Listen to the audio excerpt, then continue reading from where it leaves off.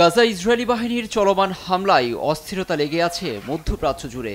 ইসরায়েলের বিরুদ্ধে হামাস, লেবাননের হিজবুল্লাহ এবং ইয়েমেনের হুতি গোষ্ঠীর লড়াইয়ের মাঝেই বুধবার হামাস নেতা ইসমাইল হানিয়াকে হত্যায় পরিস্থিতি আরও ঘোলাটে। দীর্ঘদিন তিনি হামাসের প্রধান হিসেবে ভূমিকা পালন করে আসছিলেন।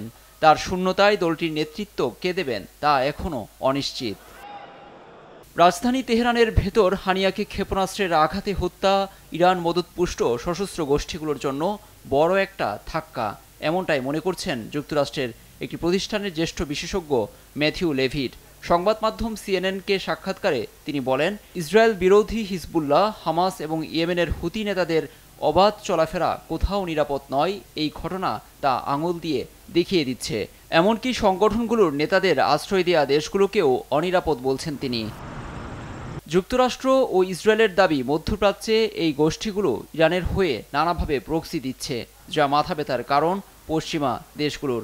হামাস নেতা ইসমাইল হানিয়া নিহতে প্রতিরোধ গোষ্ঠীগুলোর জন্য কঠিন দিন হিসাবে বর্ণনা করেছেন বিশ্লেষকরা। লুৎফর কবির, নিউজ ডেস্ক, দেশ টিভি।